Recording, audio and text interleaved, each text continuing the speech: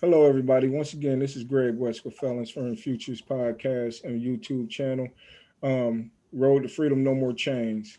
As we talk about every time we have this thing, the basis of this podcast and YouTube video channel is that we can get information out to the community about our organization and also about other organizations and people who are doing positive things that once were incarcerated and now are restored citizens. We don't just always interview restored citizens. We also interview the people that help us out. The social workers, the people who made influences in our lives, and some of the allies that are helping us get out here and change our lives. You can always find us at felonswithafuture.org. That's our web address. And if you want more information about the program, you can always email us at felonswithafuture@gmail.com. Our first classes will be starting in January. So if you have anybody that you think will be a good candidate for the program, please have them email us at felonswithafuture@gmail.com. Space is limited due to COVID and everything, but we might be able to do some online classes too. Well, today we have our guest today is one of our board members, and he also has his own foundation, Dion Green.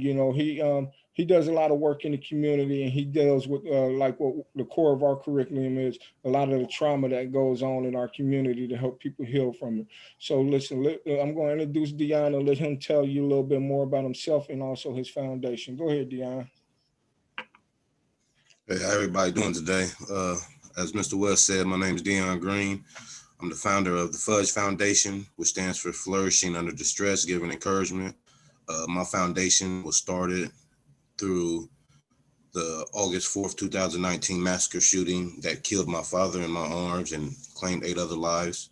So with that night leaving me alive and taking my father, I stepped into my path to help others regain some sense of normalcy, whether it's with burial expenses, mental health, legal aid, and just sharing my heart and trying to show encouragement and showing people that you can create positive out of something that's so negative. And all our backgrounds, we have been through adversity, and it's about what you want it to be when step into it. You get to claim your own life. You have that's the choice that God instilled on us. We got choices to either stay doing wrong or start doing right. And man, I just embrace it and let God just take over and just let him lead me as a soldier in this war that we in. And you can contact my foundation at fudgefoundation.org, and you can either leave a message, leave whatever you need to do. If you need any help, family members that need help with drama, counseling, just reach out, and I'm there.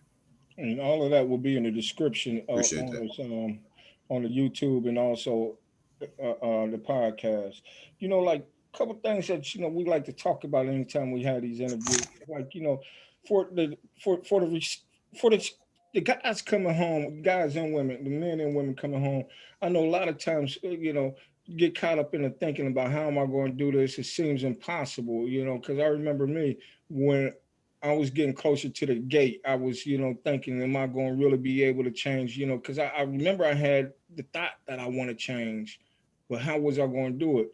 And and like I remember some of the adjustments I had to go on to get to the place. You know what I'm saying? I like to say I came home and got straight to the point of not doing it anymore. And I ended up doing it 6 more months. But after that, it's where everything started. So let's talk about what were some of the hardest parts of adjusting to society after your release, Dion.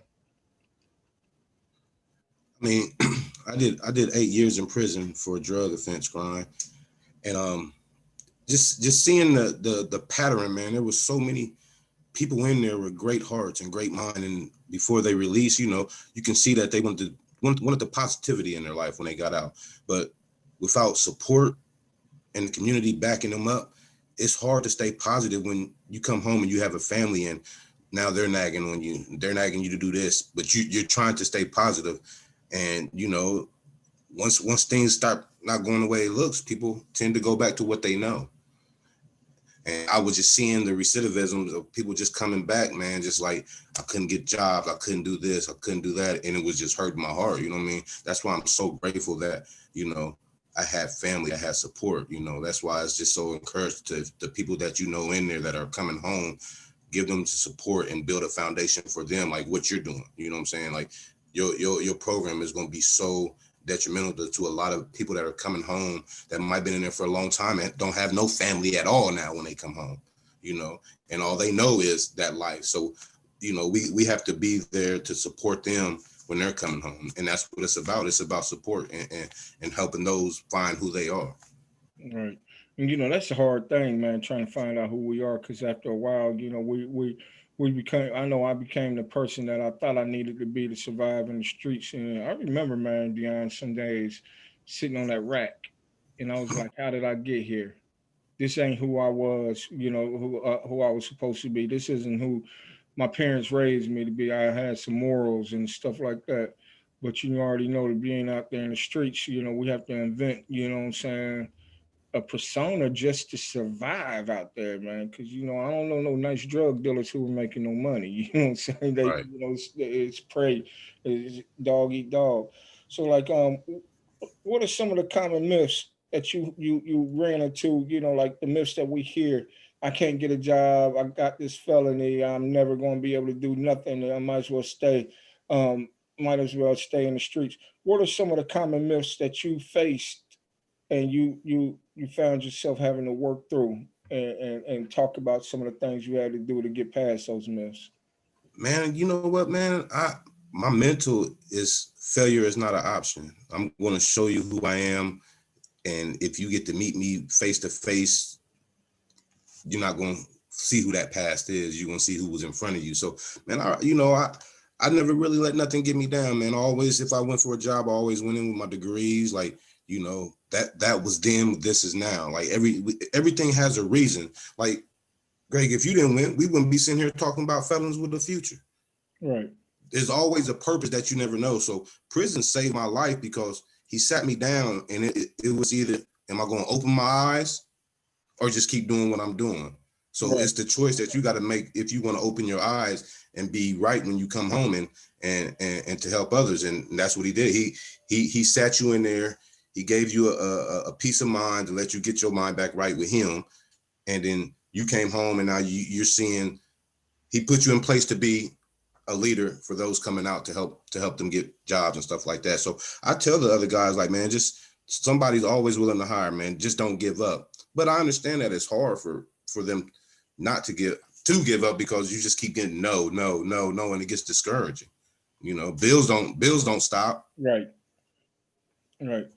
And that's one of the positive things that we're doing with your foundation, and also with what we're doing here with our organization, is letting them know the importance of having a solid network. You know, I can have all the thinking in the world that I want to change, but if I don't have that network, I'm going to go back to hanging with the homies on the block, because that's That's what all I you know. that's the only thing I know.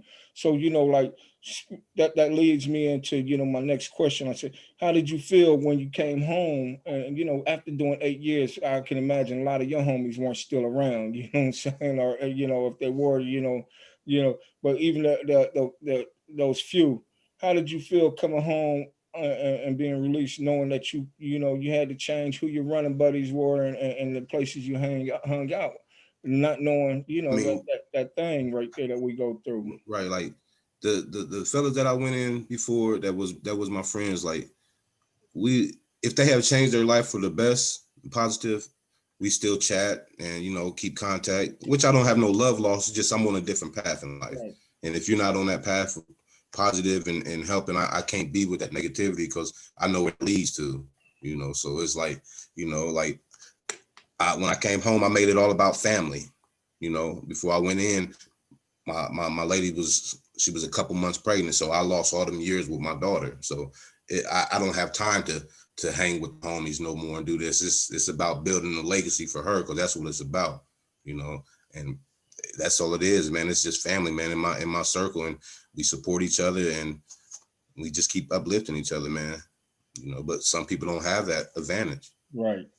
Like I get that, man. Like let's take some time and so you can talk about your foundation and all the things, the services that you do and everything. We you talked about at the beginning how it came about, and again, always, man, condolences to that loss, man.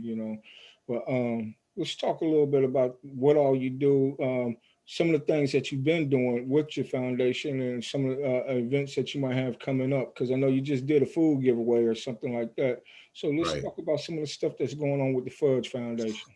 So man, so when I first started it back in May, I did a gun rally march for survivors that lost their loved ones to gun violence, and just bringing them together, allow them to share their stories and feel like a healing pot. Because once you start to express your feelings, you starting to heal. Everybody can't just express it right then and there, but I just want them to be around to see the other ones that's doing it, and when they're ready to embrace it, we're there, with no judgment or nothing, because we all have pain that we are suffering.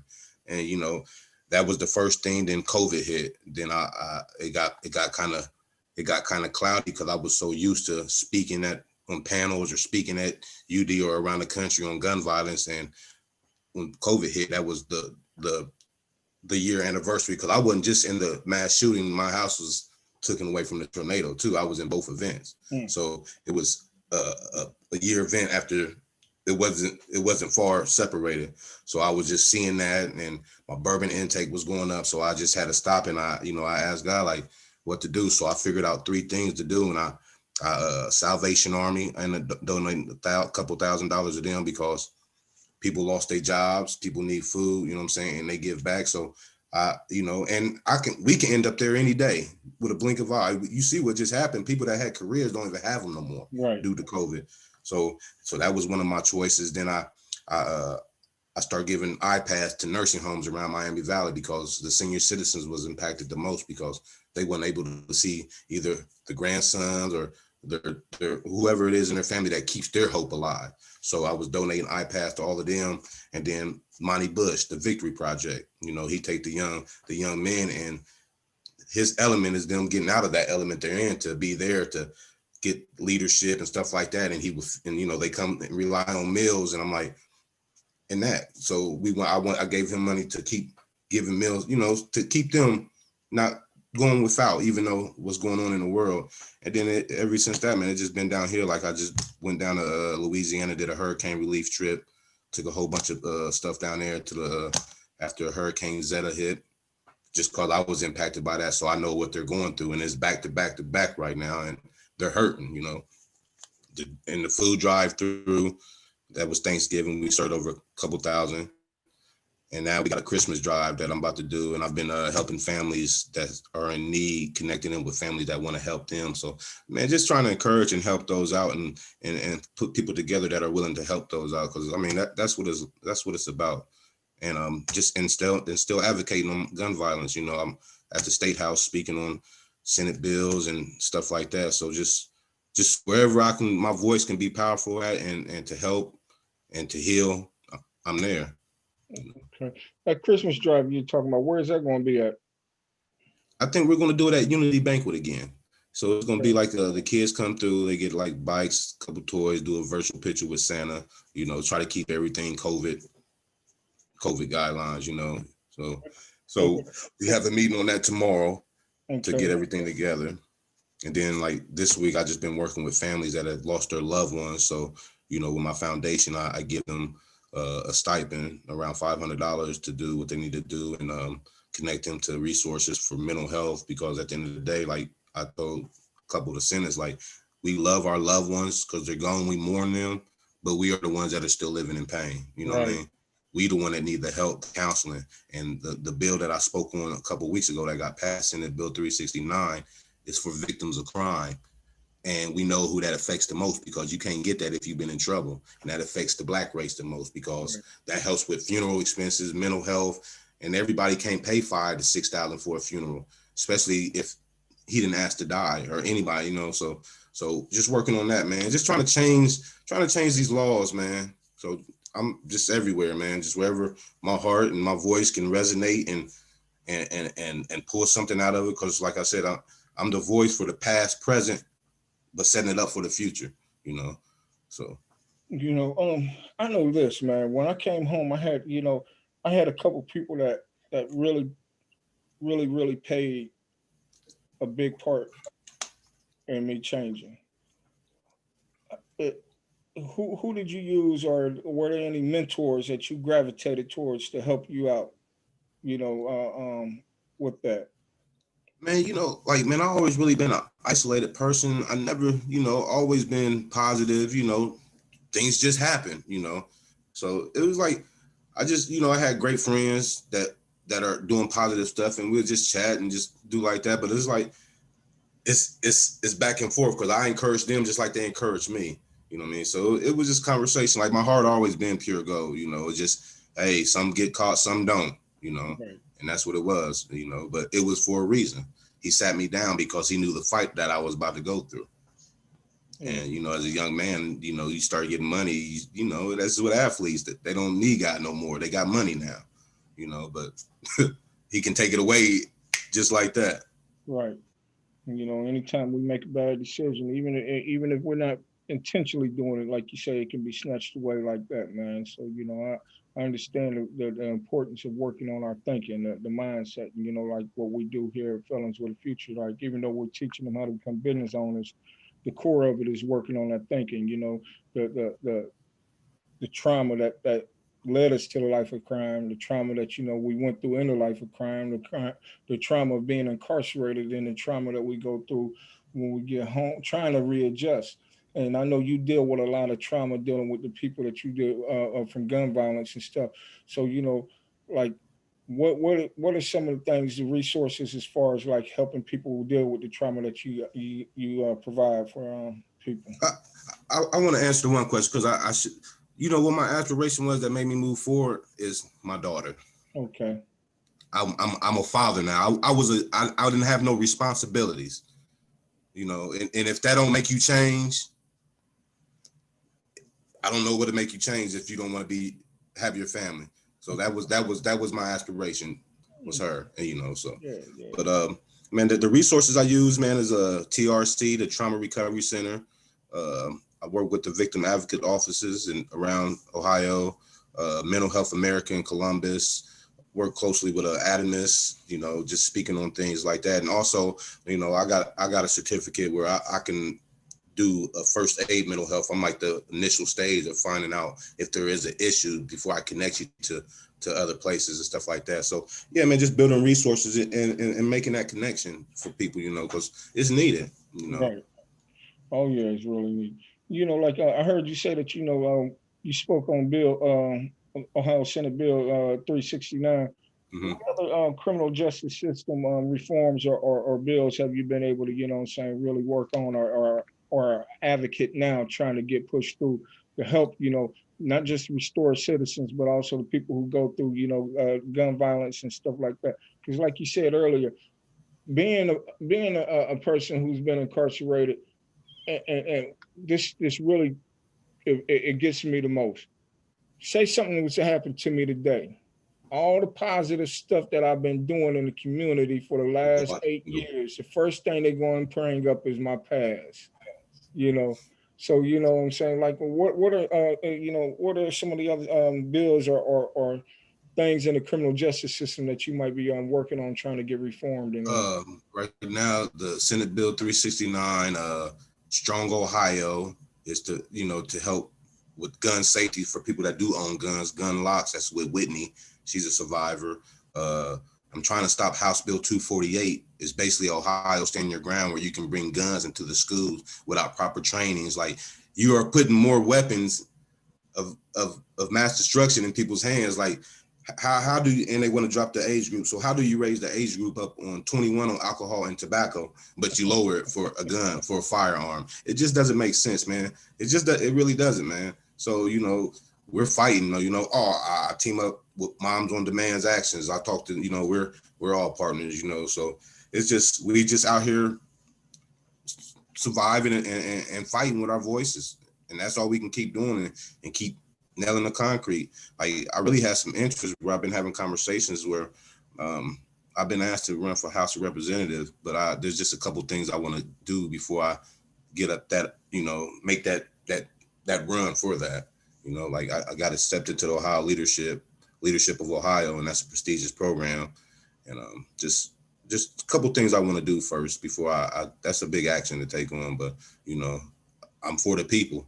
Right, and I believe that you will be effective in there. As you know, I ran for a county commissioner, and we need a voice. You know what I'm saying? We need a voice. Just because I've had this in my past doesn't mean that that doesn't define who I am. And we need a voice, man. You know what I'm saying? So I think that would be a good idea whenever you get to that point. I understand. Like I'm sitting this. People keep on asking me what I think about running for city commission. I said no, I'm sitting this whole cycle out because I'm more concentrating on Focus. this Right. right now. This is my mission right now. Maybe in 2 years, maybe in 4 years, I don't know, but right now this is my focus. But we do need a voice. We need advocates, advocacy for people like us to get there, and not just have a lot of rhetoric and talking about it, but really have the action, because that's what a lot of people identify with. So like if you do decide to do that, let me know. I'll just give you any experience that I have that might be Yes, helpful sir. for you. Yes, You know, appreciate that. and like Dion, like man, look, you do a lot in the community. Um, who are some of the people that you're partnering up with? Other than the agencies like Adamus or whatever. What other grassroots organizations do you work closely with? Because this is about getting them out there too. It's not just talking about what we do. It's about because what a lot of people don't realize, there's a lot of people in our community that are doing a lot of good things. And just Great because they're things. small, they're not, what I'm saying, these big, foundations or whatever, they go without being known. So if you could talk about some of the smaller grassroots, organizations that you've been working with, partnering with, so that, if possible, maybe the name might come up and somebody might look them up and see how they might be able to help them. Yep. We did with the Thanksgiving drive through. I did that with Tay Winston of the Entrepreneur Market Shop, and she's doing amazing things down there. She's always giving back to the community. Asia Hayes of the Unity Banquet Center, Equity Lodge 121. They've been stepping up and just like I don't know. It's just like as I'm learning too at the same time. There's a lot of people that reach out and stuff like that, and some of the, like you said, some of them big ones, they act like they're too good to mingle with the small ones. Right. Like up and running ones. So, but I don't let that deter me. I just keep moving on and keep moving. Then guess what? You'll be wanting to contact me to be a part of something. So it's just like, but yeah, and that's pretty much, and just the victims of crimes. In Cincinnati, Whitney Strong. She's a survivor. She got shot 12 times in the Cincinnati bank mass shooting, and she's very advocate on gun violence, and she's just awesome. And I work around the country with a lot of people, just other than Moms Demand Action, just a lot. So there's just so many great people with great hearts, and I just they say partner up, and but this my foundation is really made out of passion, and I don't want nobody to deter from what it is, because Right. this is made from blood and tears.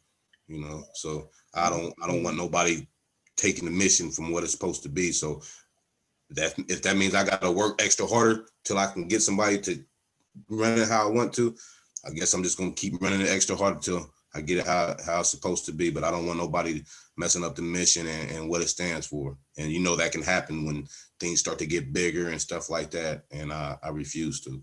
Yeah, I understand. Boy, do I understand. So like, what a lot of restored citizens, we have these ideas. We would like to do this, but the self defeating thoughts that come along with it. Talk about I might need, the first thing that comes to mind is I don't have the funding to do this stuff. I don't have the money, and like what I've shown people, and I know that you've gone through it. A lot of times starting off, you gotta put it in. And what a lot of people don't understand is you don't really need a lot of money to start off with. What I'm saying? It's just about Right. following directions, and you know what I'm saying. A lot of the directions I got came off the internet and talking to other people. So if you could tell the restored citizens, or even the public who's listening to this, the what it took for you to start the Fudge Foundation, because like I'm talking about, a lot of people they don't have no clue on how to do this, and they want to do it, but they think that they got to have this big elaborate plan and scheme and everything. So let's just talk about some of the simple And things that just, you I have to mean, do.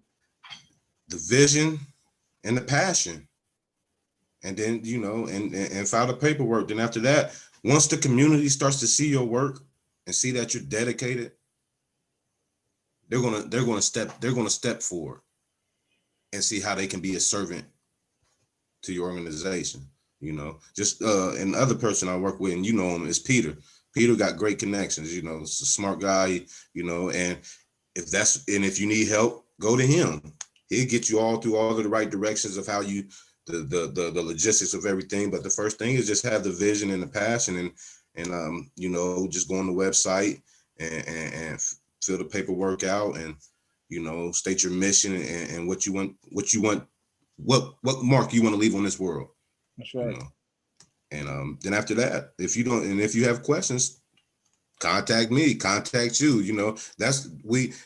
That's how God works. He put us in the situation to go through it, to be able to share it to others. It ain't about keeping it to ourselves. That's right. You know, Yeah. it's not about keeping to ourselves, and that's where people get caught up. Like, my connections is your connections. Why do I want to hinder you from not being successful and keeping it all to myself? And that's where we get caught up in today's world. You can't have A and B's number because they super millionaires, and they'll help you out. Like, it shouldn't be about that. If we all here to empower each other and help each other, man, my phone book should be your phone book. And that's what I've been learning, that a lot of people don't have that mindset, but that's okay. We just started. One of the things that we just started on social media is a community blackboard, because one thing I do see a lot of going on is, you might have something going on, and I might have something going on, and we plan it on the same day because we don't have the communication. Jason. So and how do we go about narrowing that down, so that instead of we giving people choices like, oh, let me go over here where that we can just dedicate our time to, what I'm saying, support your event, then next week, and support our event and everything like that. So that's the whole thing. And we need to do better at planning that stuff, man. That's why I said we just started that community blackboard, and I'm talking with Mr. Curley up there at the Wesley Dayton. Mm-hmm. They're going to try to get us all together, everybody that's doing grassroots, so that we can put together a community Calendar. yeah, calendar, and get it out there, man. Because that's one thing we need, especially smaller organizations. Because like I know, a lot of people are going to make donations to what they're used to, and there's a lot of smaller organizations that are missing the funding that they could be getting, because a lot of people don't know about us. You know, so I mean, like And getting then out the here. other thing I don't like about it is, like, you see the work, and even though you are a 501c3, some of the foundations won't grant you no money because you haven't been. Established. But okay, but if you help me get established, it's like, I don't know, man. But that's their guideline. But Yeah. it's And that's why I think it's real important that we keep doing what we do, and really get the word into our community. That's why I use this forum, because I'm not trying to, yes, I'm not. Don't get me twisted. If Dayton Foundation was to cut me a check for $1 million, I'm not going to turn it down. Be like, no, you're not a grassroots. I'd be foolish. You know what I mean? But right. this is, I believe in getting the information out to the small, about smaller organizations, like what you're doing, like what we're doing, to the community, because that's what I believe is really going to have to help us really grow, is the community, because we're part of the community and giving back to We the are the community. community. Right. And that's where I believe that most of our help should come from, and like, yeah, this, that's why I say I'm going to put your information in the description and in the chat, because it's that time of year. A lot of people are looking, to make some donations before the end of the year, and the Fudge Foundation can always use another, what I'm saying, check from somebody, for the work that you're doing. Fellas with a future, you can always use, what I'm saying, some help for the work that we're doing. We're changing lives, and but a lot of people don't know about, like, even like what you just was talking about, the entrepreneur. People don't know about stuff like that, and we Right. need to. That's why I like this form of trying to get the information out there to our community to let people know, like, look, there are people out here doing things, and a lot of them, like, everybody gets his mindset that oh, they're just felons and all of that. No, no, no, we're human. I've applied for some grants and been on the phone. They ask you questions. What would you do if you get more money? Like, I might help out more people. What happens if you don't get the money? I'm gonna still help out people. Like, Right, what people don't fail to realize, when I cut families checks for the $500, that's from me. right. You know, and I let God worry about the rest, but I'm worried. I'm just focused on them right now, help them get through their time. You know what I'm saying? So I just had to do it a couple of days ago. A family lost a loved one, and it's just, death is just so common right now. Mm. So it's a hard year, man. That's why I just hope next year, man, like, it just becomes a healing pot. Like, I'm start working on my next book, just trying to, one day at a time, man. We just busy, man. But Yeah, it keeps me from going to that side of depression sometimes, because I am a human. I right. do go through my emotions at the same time. I give a lot too. I give a lot of my heart to others. So every time I deal with a family that lost a loved one, I go right back to square one, because now I see the pain and the grief that they're going through. Like, dang, I know what that feel like. Now, you sure you're gonna start working on your next book? What's the book you have out now? My first book is called Untitled: An Act of God, An Act of Man. And they was like, Dion, why is it called Untitled? Man, them events, you can't put a time stamp on them events. You know, like, whoever thought in my lifetime, first of all, whoever thought in 3 of my lifetimes I would ever survive tornado that ravaged the community, in which my community was ravaged the worst. And then who would think 30 days later I would be in a mass shooting that you only see across the country? Like, so that's why my book is called Untitled: An Act of God, An Act of Man. God is the tornadoes, and man was the young man that killed everybody. And that just came from a form of therapy, just going to doing my counseling and just writing, and that's just more of the dark times of just going through my grieving process and stuff like that. So my next book is called What Is Your Why? Hmm. Because once you find out what your why is in life, your purpose is so much easier. Even though I had to experience my father dying in my arms, and seeing these horrific scenes, that's why I get up every day and fight for gun violence, fight to encourage others that you can step out of the darkness and create your own light. So If they wanted what to is your find, if they wanted to find your book, Untitled, Act of God, Act of Man, where would they be able to do that? it's on Amazon, Barnes and Nobles. It's on all the major sites, Okay. ebook, audio book. It's on all of that. Yeah. That's good stuff, man. Because like that, it's just stuff like that that gives people hope. Let them know that you don't have to be this famous person. Just everybody has a story in it. Everybody has a story in them, and it's about believing in yourself to get the story out of you.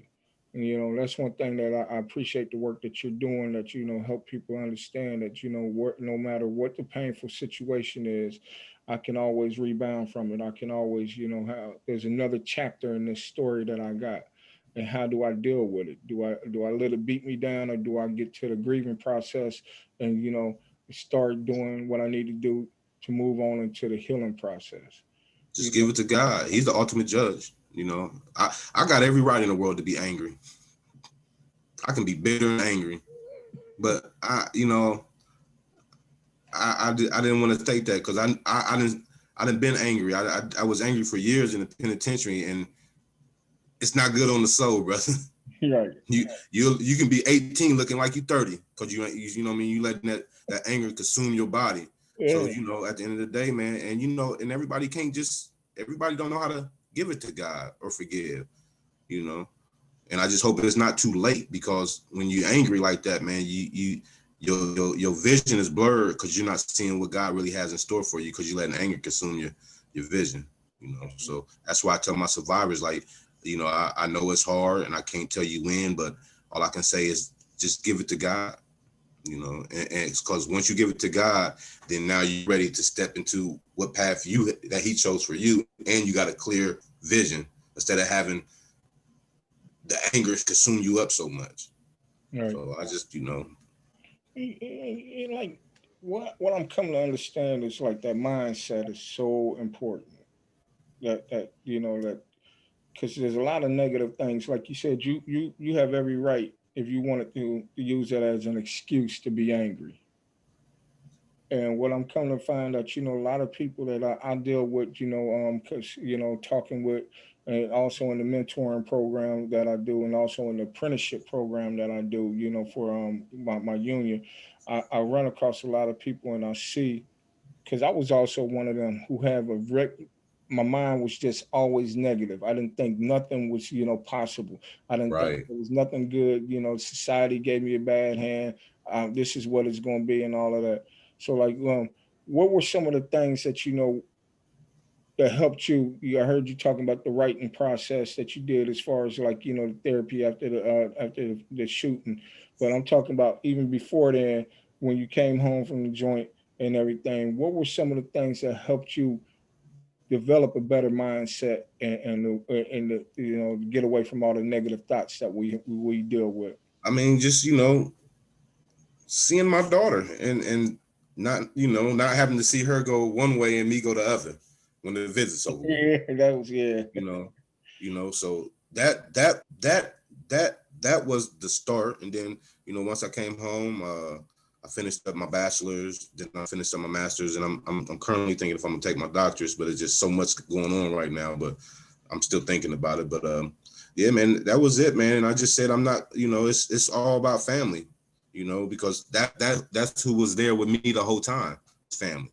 So I'm gonna give that back, and we just gonna, encourage and support each other. And that was it, man. They was just encouraging. You know, you just touched on one of the things that I wanted to bring up anyway in our interview. One of the questions I have on our little questionnaire that um, describe your process behind pursuing your education when you got home, because like I say, I know when I was in the penitentiary, we could take classes, but we couldn't get a degree. If we wanted to finish up, we would have to do it when we got home. I'm in the midst of Right. working on my degree now, something that I never thought that I needed to do. But one thing about it is like, why not? If I'm going to be working with people and talking about the importance of getting one, I think I should be a leader.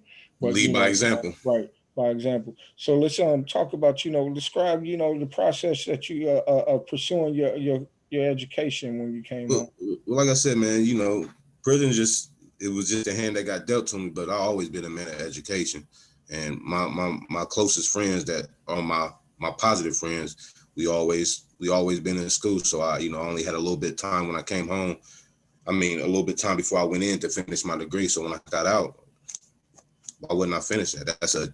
I worked hard for where I was at, and I'm not just gonna leave it there. So I just rolled back in school, um, 3.6 GPA, you know what I mean? So it's just like, then I just went for my bachelor's in business science, and then my MBA is in business, but my minor and my master's is in entrepreneurship. So yeah, man, that's just what I do, man. I love education.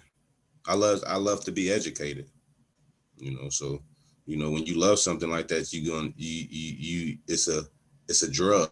It's an addiction, like. And I hate school. Every time I get done with bachelor, like, I ain't never going back. I'm tired of school. Guess what? Right back in there. Like, I'm saying it now. I don't want to go for my doctors, but I've been sitting here looking like, where do I want to go?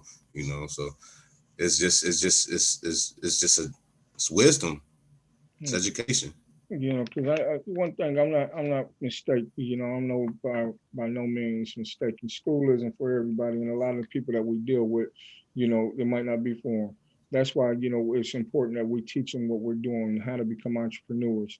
And that's the thing. Because like one thing I know about most of the people that I ran around with that I committed crimes with, we were in a drug lifestyle.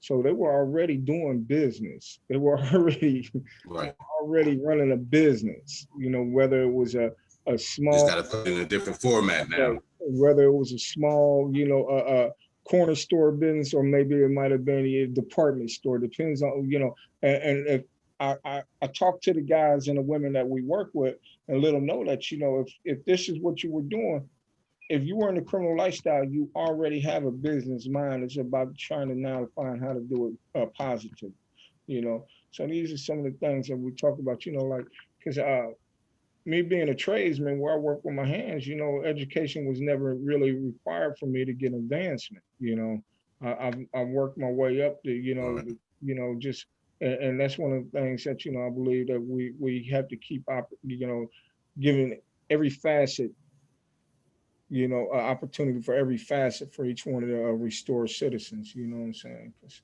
That's why I always use the example of the drug dealer, like as a salesman or whatever. Like when you had good drugs, they went without having to sell it, and when you had bad, you still had to sell it. So you was able to get it out one way or another. Like so, you flip that process around and go make it a business and something you like to do, legitimate. You got the skill set. You know how to, if it's bad, you know how to still get it, go and talk it. You know what I mean? And if it's good, it sells itself.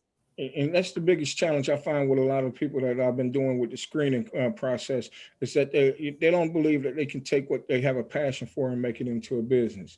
And that's one thing. That's why I said we work so much with the mindset about teaching people that retraining our thinking. You know what I'm saying? Whatever your passion is, you can make that into your business. Everybody that a lot of one of the questions on the screening process is if you could start your business today, what kind of business would you? And a lot of times they have no clue. And so we have to talk to them about, well, what do you like to do? You can make that your business. A lot of people don't realize that, and it's about, really helping people find a direction and everything, man. Because, our community, man, the African American community, we've been indoctrinated so much to believe that there is no hope for us. So, it's about, Brainwash. yeah, right. So it's about trying to find a way to give them that hope and everything. Like, I appreciate all the work that you're doing, Dion. I really do. Yeah, thank you. But I can't. Hey, for real. Like, there's so much because I speak to a lot of guys still in inside, and they just been in there for a while. They're getting the trades, and I'm just like, man, get all the education you can get. You know what I'm saying? I said, I'm like, man, I'm just and I'm telling them like, man, I'm working with places, so when y'all come out, y'all can at least have support and stuff like that. So I'm giving them encourage. I'm encouraging them, where they did not coming out and don't know which step to take, either go left or right you know. So I appreciate what you're doing, man, because I have a lot of families and friends in there. Right. So this step that you are doing and what you're putting together, man, is going to be so beneficial for the young man, as long as they take it and absorb it. Right. You know. And our goal is, like we're starting off at one location, but we hoping that I've been talking with a couple other people about putting the program in their incorporating it in their nonprofit places too, right here in the city. That way we can take in more people because see like what people don't realize, man, every year nationwide. I'm just talking about out of the penal systems. I'm talking about out of juvenile prison and jails. I'm talking about out of state prisons. I'm talking about out of Fed. I'm talking about out of the Indian reservation jails and prisons. You know what I'm saying? So, over 700,000 people a year are released. You got to remember, what I'm saying? That's a lot of people. And Ohio alone, people don't realize that in Ohio. I know when I was locked up, there was like 32 prisons in Ohio. For a state this small, why do we have so many penitentiaries? So we got a lot of people coming home, and as you know, a lot of them aren't getting any type of rehabilitation, even though they got rehabilitation on the on the Because prison is not rehabilitation. it's not It's a mental place. You right. know. There's nothing rehabilitating there. And that's something they need to. You know what I mean? Like it's that place needs to change, man. But it's all about the dollars to them. And I believe the best way to change it is we try to cut down the recidivism rate so by what we're doing, the things that we're doing, man. You know what I'm saying? Keep people from going back. I know that it's a fantasy to say that everybody come home is going to get in the program and never commit crimes again. But I know we have a chance to help at least one or two lives. That's what it's all about. Right, Listen, right. I appreciate you taking the time. Again, if anybody wanted to get in touch with you, how could they do that? Man, you can just go to my website at fudgefoundation.org, and there's a little quorum there where you can send a message if whatever you need to be done, and just reach out. I respond right back. You know. So just reach out or that's it. And please, everybody, run out there to Amazon or Barnes and Noble and grab his book. You know what I'm saying? Untitled, Act of God, Act of Man. You know, Dion Green. You support our local people, man, as much as possible. And hopefully, you know, somebody else might hear about your foundation and find a way to try to help you out a little bit more.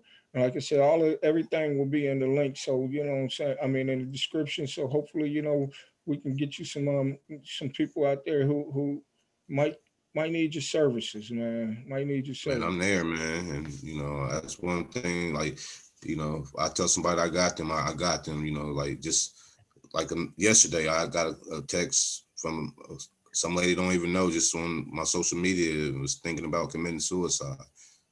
I don't even know her, gave her my number, call me ASAP. Right. And we just talked, and I just, then she just said, I feel way better. And now I just check on her. How are you doing? You know what I'm saying? So just I'm gonna be there. If I don't got nothing else, I got my word. And if I say I'm there, I'm there. My man, that's one thing I appreciate.